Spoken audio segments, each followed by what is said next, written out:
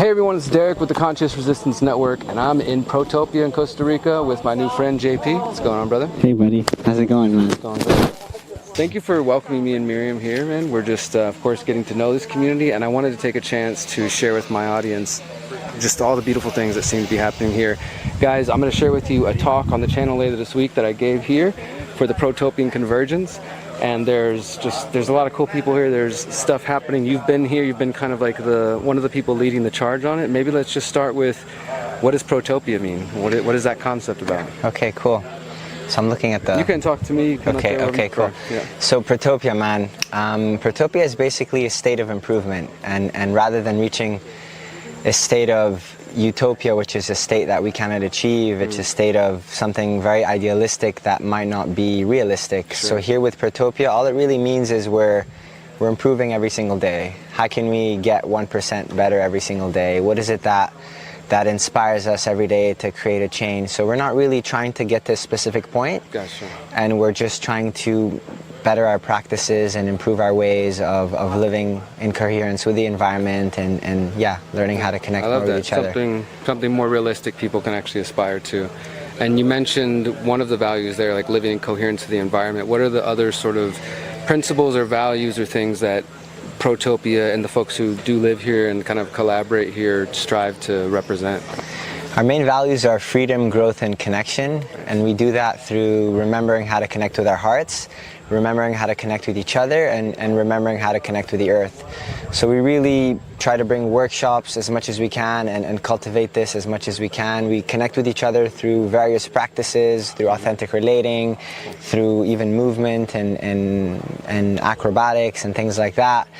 And connection to the heart means we sit a lot in circle, and we really do a lot of heart shares, and we love to sing and be in fire and ceremony and learn how to connect more and spend some time in silence in the mornings as well. And connection to the earth is earth stewardship. We farm every day, we tend to the land, we're getting to a space where we actually can produce a lot of our food and feed people around us. So yeah, and we're going to do a tour in just a second, but what kind of food is being grown right now? Right now we have a lot of bananas, we have a lot of root vegetables like malanga, yuca, chamol. We're starting to, our fruit trees are starting to fruit, so we have a lot of bread nut and breadfruit right now coming through, which is great. We have some biriba. We have a lot of fruit trees. We're blessed to already have like a rambutan forest, which is amazing. We harvest from every year. We have plenty of acai. Nice. And cacao loves it over here, so we definitely make our own chocolate when we can, when it's in season. Yeah. And right now we're building an agroforestry system, and we want to implement some more crops to create a whole kitchen design that is inspired from the garden and start to include more of these local ingredients and start to buy less as much as we can. So yeah, we're working on that, and we're getting closer. So, and you also have jackfruit too, right? We have jackfruit actually starting to fruit, which is super exciting. Okay, cool. And yeah, jackfruit's starting to pump. Sweet. So I want to ask you a question that I'm just curious on your feelings, thoughts around this, because so I'm here right now doing this is, I've been visiting Costa Rica for about 8 years, but this is like a 2-week trip visiting different communities, and one of the conversations that keeps coming up in different areas, in different ways, sometimes expressed maybe with more, actual sort of like genuine critique coming from a place of love and wanting to improve, others maybe just sort of being negative.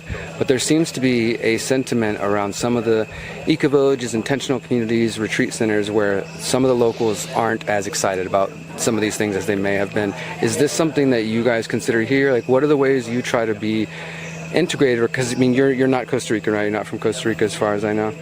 Just for the folks at home. Yeah, I'm originally from Lebanon, born and raised in Lebanon. So have you experienced any of that? Like, do you try to incorporate some locals in your community? I mean, I've seen this, but obviously, like, maybe you could share about what that means to you and just that whole situation. That's such a sensitive topic, and it's such a beautiful topic that's like coming more alive, especially as foreigners are tending foreign land and are creating villages. And how we do it here, we're learning about it, and at the same time, something we like to practice and that we're doing is minga. They call it minga in Costa Rica, which is every month we dedicate a day of the month to go to our neighbors and to bring our workforce and to bring the community and our labor and to go support our locals with our tools on something that they need. So for instance, last month we supported one of our local cooks by going to her piece of land and fixing the trellises, creating a new garden bed. So this is something we do. And we're learning about how more we can integrate, and a lot of people share that, oh yeah, how are you supporting the local community? Oh, we're offering them jobs, sure. and we're giving them pay. And I think that is tricky sometimes because it can contribute sometimes to some challenges at the same time. So we're learning how can we integrate more and how can we support them more and be more of a community. And one thing we found is actually to spend some of our time and dedicate more of our time to helping them work on their projects, on their land, instead of just hiring them to work on our land. It's like, can we dedicate some time to go support them with their projects? Because my question is, how often do Costa Ricans fulfill their dreams, fulfill their land projects? Because they have a lot of land as well, and sometimes they have lack of resources, or sometimes it's permaculture know-how of how to facilitate the most production from these sites. So I love that. I'm still learning a lot, honestly. I'm sure I have a lot more to learn. And I just asked that out of like genuine curiosity because, again, seeing the conversation here, and for those who know, like, we've got land in Mexico, and this is something we think a lot about too, like how to be more. Miriam is from Mexico, her family is, and so we have that connection, but still, even then, we weren't born in Mexico, we were born in the US, and coming there, and so we're always kind of thinking of how do we keep our community integrated, in addition to what you said, okay, we can give them some work, but how does it go beyond just that, sort of that employee, whatever relationship? And that doesn't mean there's not real connection there. It seems like you guys genuinely, like the ladies who I've seen working here seem to be, they enjoy being here. They're having a good time. But like you said, we can go even beyond that. So I appreciate that sort of that seed planet. It's really cool. Anything else you want to share as far as we're here for the Protopian Convergence, maybe a little bit about what the goals of that are, bringing people here on the land and discussing all these radical ideas? Yeah. The Protopian Convergence is an event that is about finding solutions to real world problems, and how can we integrate technology with what's actually happening on the land, and how can we collaborate more and learn more from each other using technology. And so it's definitely something that we could be using more, like connecting more of our minds together and combining our expertise, because a lot of us have fruits to give in different areas, and it's just like learning what's your fruit, what is my fruit, and how important are both of them, and how can we allow both to flower and blossom at the same time. I love it. So and this is what, the third or fourth year you guys have this is the third year that we've held the event. Awesome, man. Well, I look forward to sharing with everybody at home, and I'll put all the details about the land and how people can connect. If anybody is interested, do you guys regularly take volunteers, visitors? What's the situation? We take volunteers and work exchangers during off-event periods, and we organize a yearly community gathering called Protopia.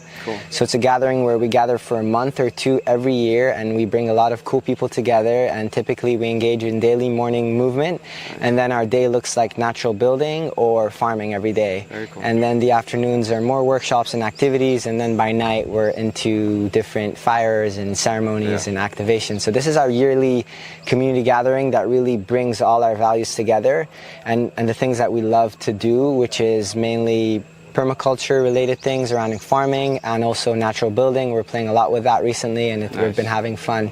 And movement is something else that we also love to do as well. Beautiful shala we'll go look at in a moment. So if somebody's out there interested, and they're not just kind of perma-curious, but they're like, I'm ready to get deep in, that's something that they might want to check out? This is something that they can definitely check out to feel like what it's like to be here. And at the same time, we're working on an internship program that we can actually take people in that are dedicated and curious and want to spend at least 3 to 6 months living here and learning what it takes to actually be on a farm, what does it take to run an event center and a farm, what are the day-to-day activities, and how, so we're doing these internship programs that we're planning right now so people can actually dive deeper.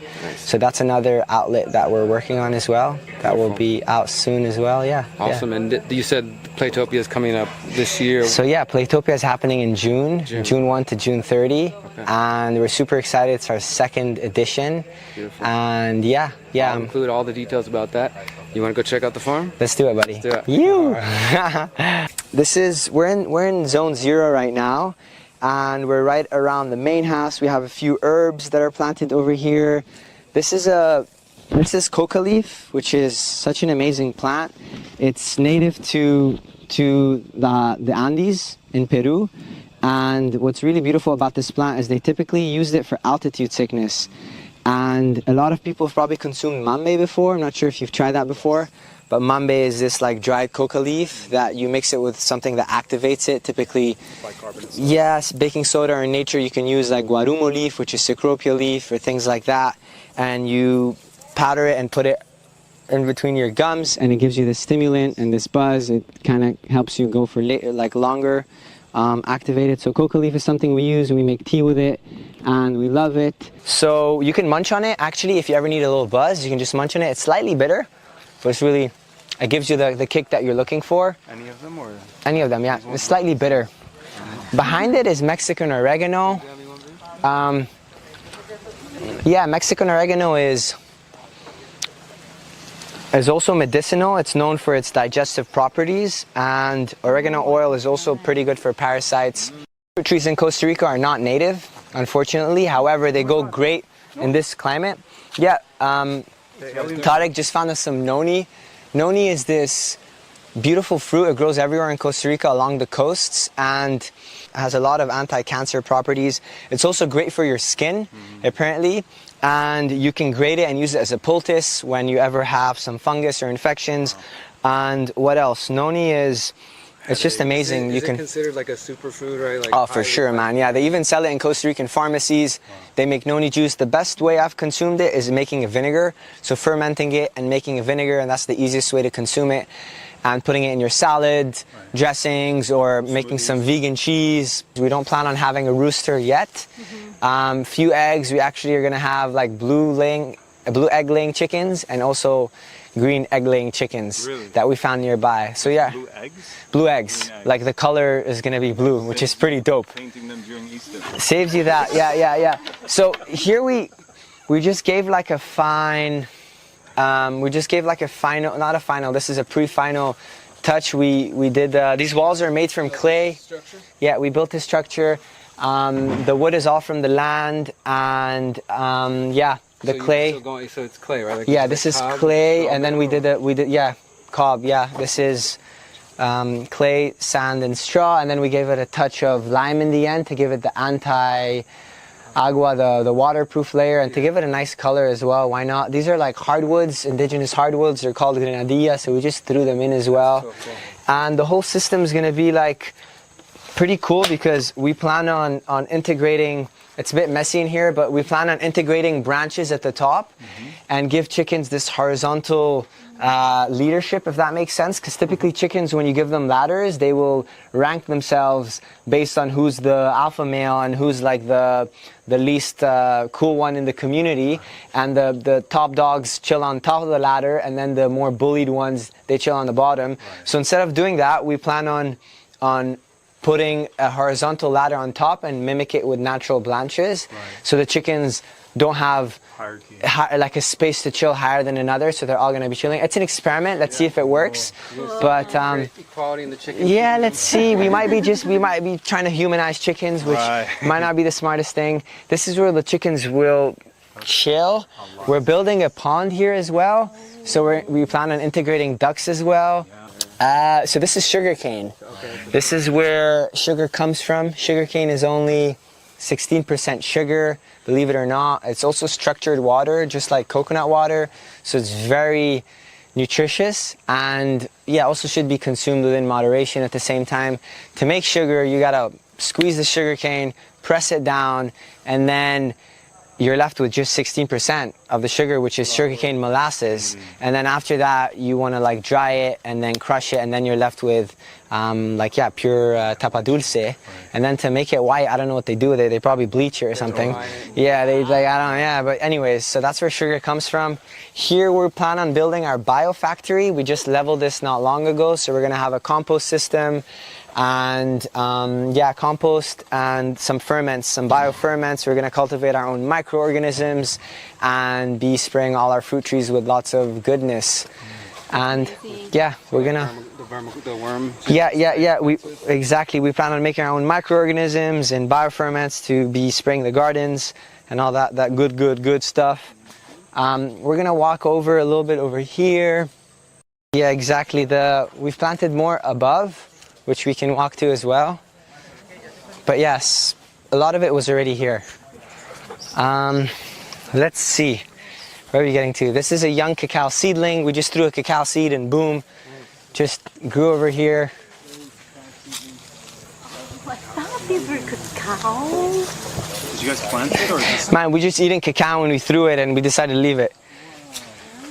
Cacao loves it here because it's very shady, and cacao needs 40% shade to flower properly. Behind me is a cacao tree, which is cacao and this. You guys got moringa? We have some moringa. Yeah, the leaf cutters, they love it, so we've been struggling with that, but we have some moringa. Yeah, so cacao is behind me. Theobroma cacao. Theobroma means food of the gods. So the Mayans used to trade cacao. It used to be their currency. 1 cacao would buy you a tomato, 2 cacaos would buy you an avocado, and then 5 would buy you a chicken.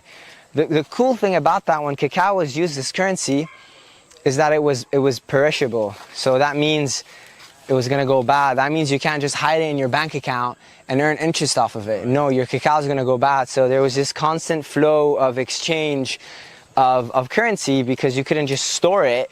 You just had to always be using it, which is a cool way of looking at currency rather than nowadays where currency can just be locked and stored somewhere and multiplied in different ways and printed and etc. So that's the cool thing about, one of the cool things about cacao.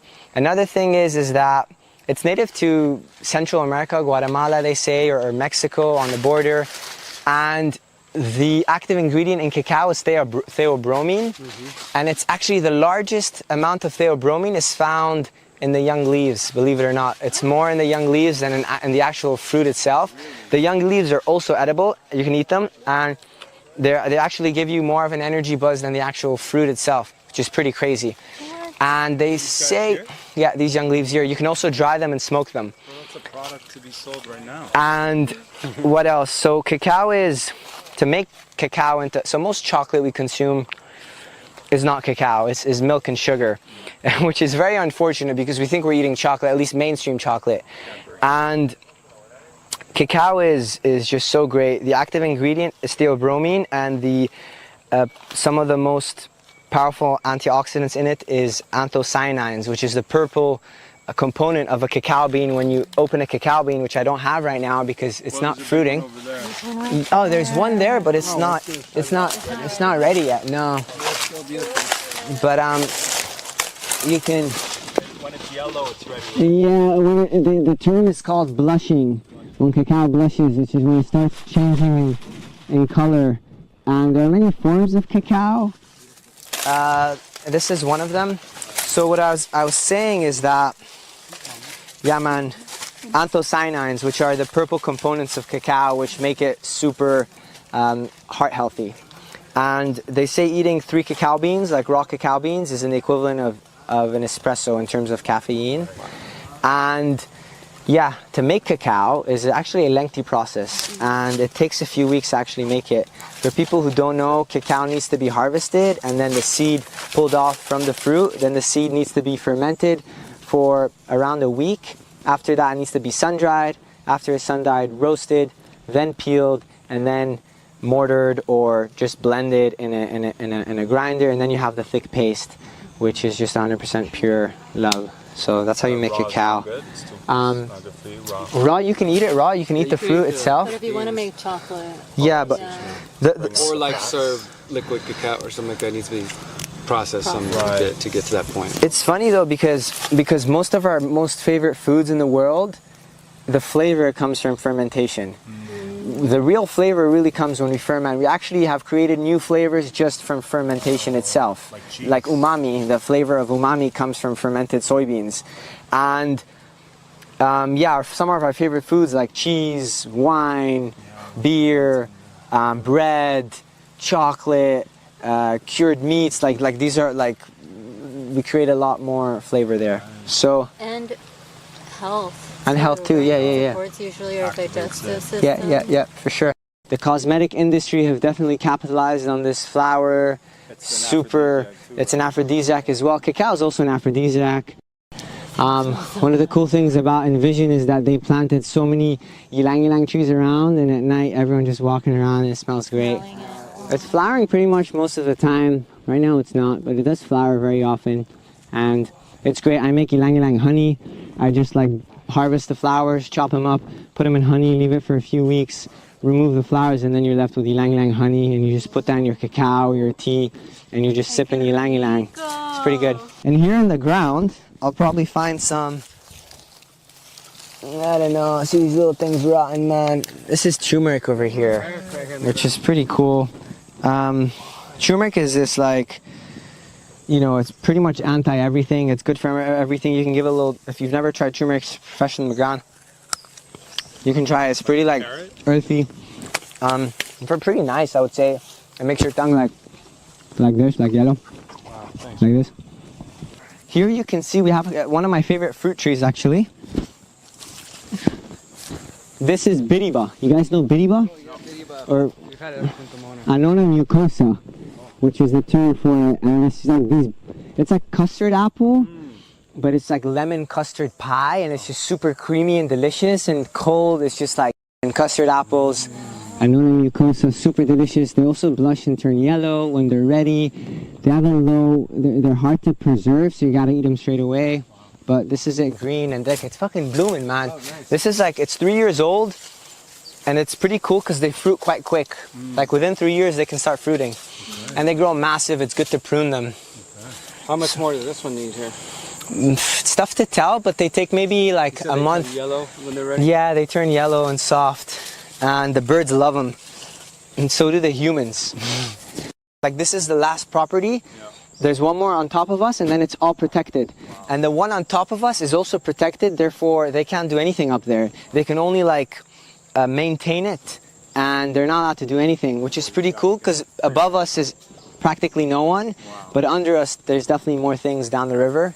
So that's one thing that's pretty cool. No, we don't spray at all. We let our bugs do their own things. We fight bugs by learning about their patterns and sometimes planting more for the things they like and just letting them enjoy that. We also make our own like bio-ferments and make some chili teas. They don't like garlic nor spicy things and onions. So sometimes we make our own ferments and we spray, but we're still learning a lot. The bugs are definitely among us. This is a trail that goes back to the main area, up to the shala. Here's a shot of the shala, empty. It was just filled with people. But just so you guys can see, we did a little concert here last night. Kind of stone walls. We got all the yoga stuff. So 2 rivers border the property, and we gravity feed river water that feeds our kitchen and our showers, and then we also have a spring that is gravity fed, that is water we drink. So we're super blessed and thankful for our water. That doesn't dry up at all. Pretty much our waterfalls, our water, the river keeps flowing. Maybe the last time it dried up a bit was 4 or 5 years ago, but there's always water.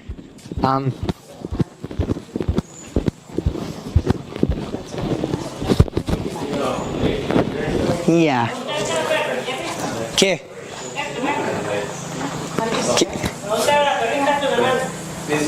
¿Qué es esto?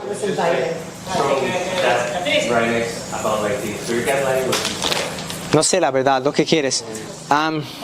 So this is one of our bigger posts, which is 1 meter in the ground, and it took like 6 days just to bring it together. We couldn't really have any machines come here due to the complexity of arriving. And yeah, this one took just 6 days to mount. It took 2 bulls to actually bring it here, and all these woods were dragged from the jungle. Some of them look like eaten up, but these are hardwoods that will probably last for longer than our children will also live, potentially. And yeah, some of the wood was actually found in the river, and there was steel attached to the wood, and the steel was already disintegrating while the wood was still pretty hard. This is called Manu Negro, which is a native hardwood. The cool thing about this wood, they say, the locals, that if it's in the ground, it will live longer. and if it gets wet, it actually gets harder. Yeah, which is pretty insane. Manu Negro. This is spiderwort or wandering Jew. It has many names. Wandering Jew or spiderwort has more names as well. It's a ground cover that grows very quick. The cool thing about it, if you have many bug bites or any, you can just crush the leaves and then this like liquid comes out and you can rub it on any like insect bite, and it has like a pain numbing like relief action. So it's pretty cool. It will like tingle a little bit your feet. And this is one of my favorite one actually. This is garlic vine, which is pretty cool because it's tough to grow garlic here because it definitely needs some altitude and we're not at a high altitude, but the vine grows over here. It has the same compound that makes garlic, which is allicin. So it's definitely anti-parasitic, antibacterial, and you can try it. So it has the same qualities of garlic? It's the same qualities of garlic, and it has the same fucking flavor, mate. And it's a vine. Strong. Holy crap. Yeah, and it's garlic, man, and it's pretty dope. That's amazing. Yeah, let's keep going. The property is 14 hectares. The majority of the land is probably around 60% is primary to secondary forest. So we have a lot of forests here.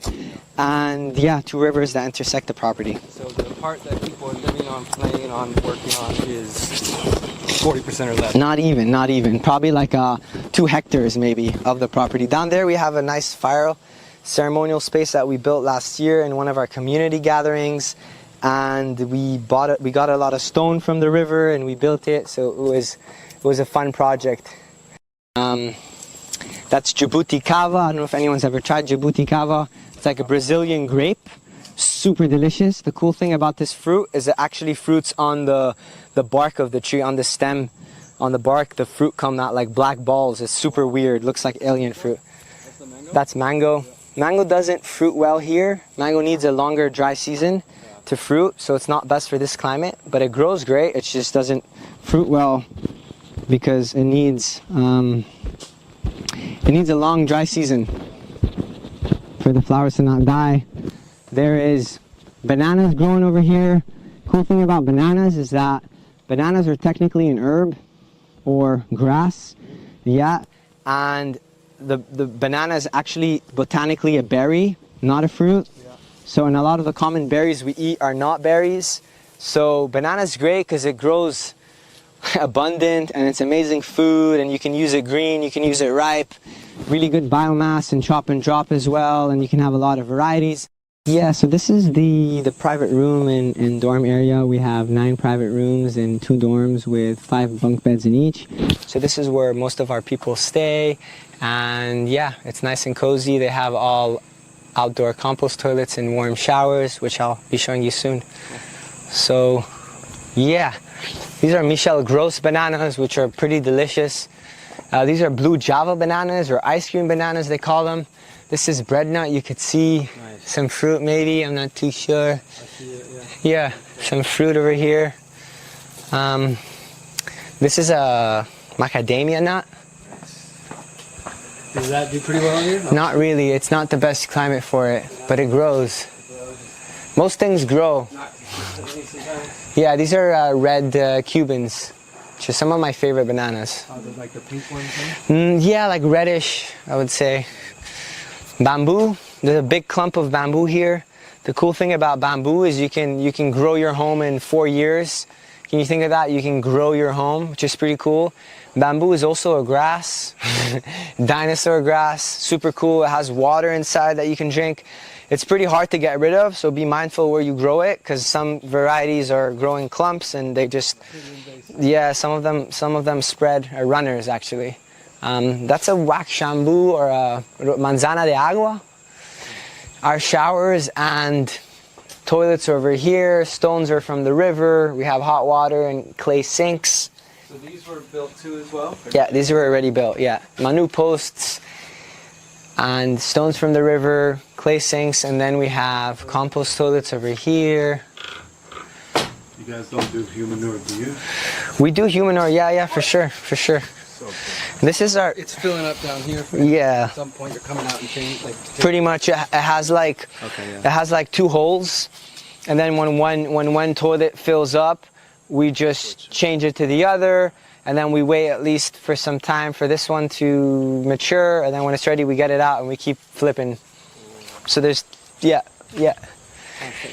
Yeah, here there's some young fruit trees. Oh man, this is not doing good. The leaf anerones must get it. But this is a mame sapote family. I was going to ask if you have to go sapote. Yeah, we have some sapote. This is actually a fucking egg fruit that looks like it's not doing well, which is pretty sad because it flowered and fruited last year. Egg fruit or canistel, delicious fruit, man. It's like they call it egg fruit because of the color and the texture of the fruit, like kind of like hard-boiled yolk. That's what and it tastes super sweet and sugary, and you make like custard pie with it, like pie with it. It's just amazing. This is another bread nut, castaña, which started to fruit. You can see some fruit up there. So this is during last Playtopia, our project was to build a house, which was pretty over ambitious, but we did start it. And it's a house that we tried to do as much as we can from the land. So with the soil we dug out to level the earth, we used that soil to build the walls. And then so we used that soil that we dug out. We took stones from the river, and all the wood you see is wood that was harvested from the land as well. And we're using some of our bottles to create like a recycled glass design as well. And Explain the foundation a little bit. Yeah. You got the stones you said from the river. Is there another base layer? Yeah, so we dug it out, and all the lines of the walls underneath, there's more stone and cement. And then into the ground, probably around like 50 centimeters into the ground. And in every pillar, there is a mix of mortar, which is cement and little stones and and sand. And then every post has a metal L-shaped piece, and then the posts are put onto it. But these are all like native hardwoods that you can put in the ground. For some reason, we decided to put them. This is nispero, the rest are manu. So yeah, we also did some clay art as well over here. We're building a couch wall over here. So there's going to be a couch integrated wall with glass windows, king size bed, and then a desk wall over there. And then there's going to be a shower with a bathtub on the other side. So we're playing with it. And then there's going to be like a traiga luz on top, which is like a nice glass piece. It's been a thing, man, this project for sure. Yeah, it's been definitely... For those who don't know, you got the stones here, and then you're starting to put the earth over it, right? And you've got some straw bale? Yeah, so we have many mixes of natural building techniques over here. You can't see it, but the bottom is cob, which is just basically clay and straw bale made into like bricks in a way, and you just put them, and then you wait for them to dry. And then on top, we did the quincha method or bajareke, which is basically creating these like little foundations, and then we stick the straw bale and the clay on top. And then we do another layer called repeo grueso, which is a thicker layer of just clay, sand, and straw. And then we have to do another layer, which is just to level it out, which we haven't done yet, the leveling out layer, which is next. And then we do a final plaster. So we're still in it, man. And it's been a journey. Yeah, here we're playing with some stones, big stones from the river. We're playing with clay sinks. This was a model that didn't work out, but to create clay sinks. This is a stone from the river that we just like chopped open, and we plan on making like sinks with it. Kind of like just play with stone and materials we can find. This is another like clay art thing that people played with. Yeah. Big quick, man, these dudes. Jackfruit, biggest fruit in the world, can grow up to 50 pounds. Very high in vitamins and minerals. The seeds have some good protein in them as well. You can use the fruit green or ripe. These are some of our cabins over here. And yeah, we have 2 cabins. We recently like closed them off with glass. This is Luna and Jess over there.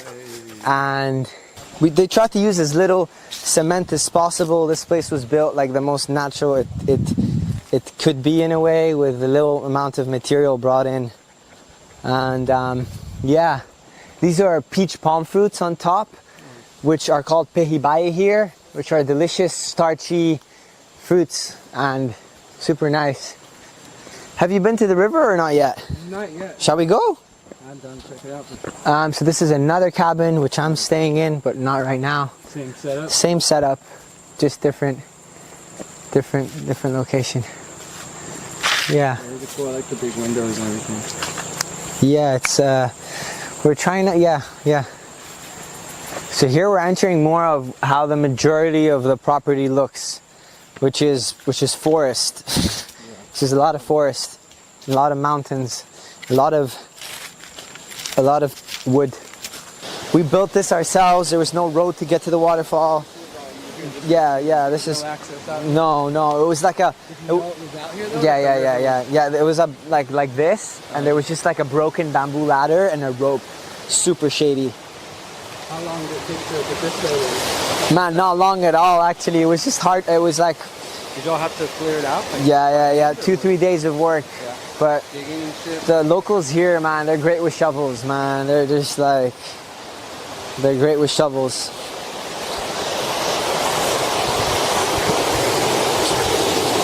Have this if you want. I'll take it.